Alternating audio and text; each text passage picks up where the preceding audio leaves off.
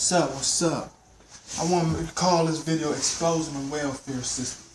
Man, the welfare system, you hear a lot of stereotypes that black women are welfare queens and black people don't like to work and they need to get off welfare. You hear this from every racial group, including the enemies that look just like us, black folks. Some black folks are enemies within their own community. We are the most persecuted people in the whole entire world. Even our own people is going to throw us under the bus. Amongst us. White folks is going to throw us under the bus, even though they the cause of all of this. Arabs are the cause of all of our pain. But they going to keep throwing us under the bus. They going to keep picking.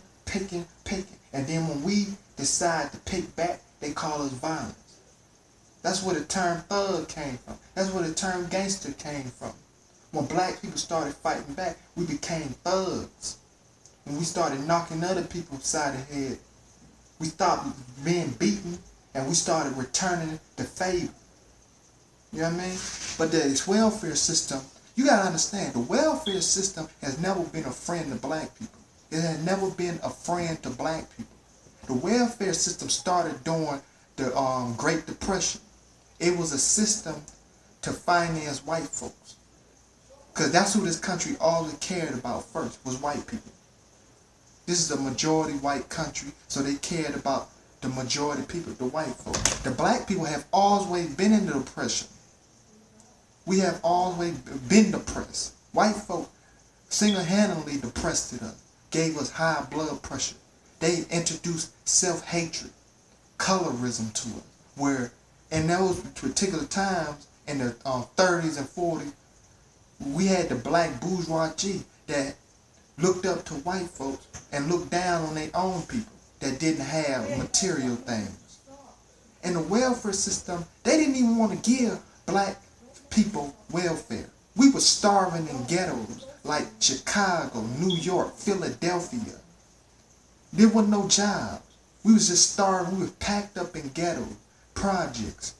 They didn't want to give us no welfare. We didn't have welfare until 1965 when they passed the Civil Rights Bill. And then 1965 when they passed the Voting Rights Bill. We single-handedly beat white folks. They have never lost a war, but when they lost a war on Jim Crowsism, they went crazy. They went crazy. We single-handedly pushed them back. And it's always a lie when you see those old civil rights videos. You see white folks marching in the plight with black people. No, they had surrendered. You got to understand it. We were in a war. It was going to be a big racial war. They had the Cuban Missile War back during that time. That was in the 60s. This was all in the 60s when they had the whole thing with the communists, the Cold War with Russia and America, and everybody was scared. This was all going on between that time.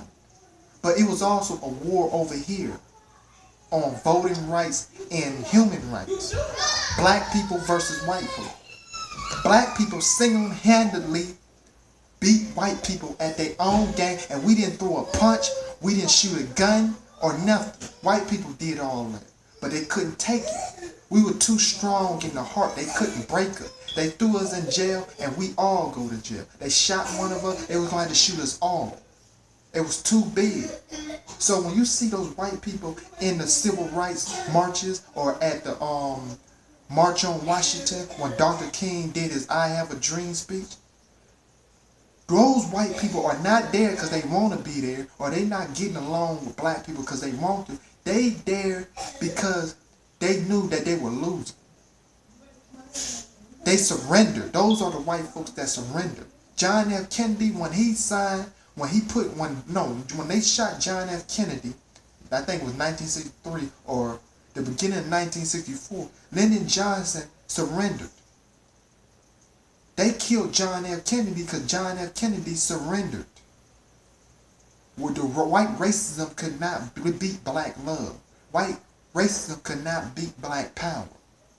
And we wasn't even throwing a punch. So when they signed that bill, Lyndon Johnson did that. He didn't want to sign it because just a couple of years ago, he said it would never happen. But black people pushed them so far against the ledge where they was about to fall to cause their own death that they was decided, okay, we'll give them what they want. They lost the war then. The war was lost. And they had never forgotten black people for it. They have never gave black people the benefit of the doubt for it. We won the war. White people don't like to lose. So they started bringing in immigration to cause black people money balance to go off.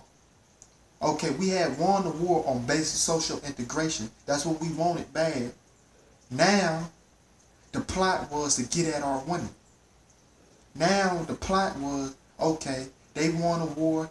We're going to give them a couple of benefits, but due time, they might have won this battle with the welfare. They might have won the battle with the voting rights. They might have won the battle with the social integration, but we're going to win the war. And the war is to destroy the enemy. We are the enemy, man. These people don't like us. Why you think they saying little things every day to make us tick?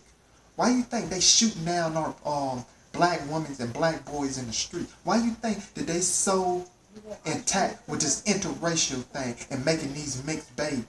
When you make a mixed baby, that's the end of black, or that's the end of their skin color. The welfare system comes from, they didn't want to give black women welfare or black children. They didn't care. We all died. That was the plan. But when the Chicago riots and all of these riots and the Black Panthers came, Stokely Carmichael came, white folks got scared. So in the end of the 60s, they began to flee black neighborhoods. The Jews had already did it 10 years before. But white folks, Italian, Irish, they was usually the thugs that used to knock black people upside the head. They began to run because black people weren't going to take that shit no more. We weren't going to get knocked upside the head anymore.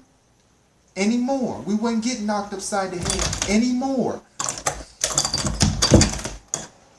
We wouldn't get knocked upside the head anymore. And along this time, they begin to give black people welfare. But welfare, you got to understand, they never wanted to give us it. They had to surrender that. When we would begin to burn up buildings, we began to burn up buildings. We began to, because we were starving. Black people were starving in the 60s. So they said, okay, we can't beat these people. We cannot beat black people because they own no businesses. They got nothing to lose. We got everything. We got businesses in their community. We losing more money by making them mad than we gain. So they decided to give us the little welfare. The welfare system. But it was at a cost too. For them to come into our homes and tell us how to raise our children. For them to come into our schools and tell us how our children should learn. And that's the reason why we got so much self-hatred. Because they went in the war. The war ends. No, white folk never been happy about the civil rights movement. They always play that role like they glad that things change. Things have not changed, man. They against us. They invented AIDS and crack just to kill off millions of black folks. AIDS and crack. Those is laboratory diseases and drugs. Now they're introducing this homosexuality to try to mess up our communities. The welfare system was not made for black people. It started out a program for white folks. And it's still that. They're still the most beneficiaries of welfare. But still, black people had to fight for that. And welfare, for those people that try to say welfare is not reparations. It's not reparation. Black people had to fight for that. We still ain't got our reparations.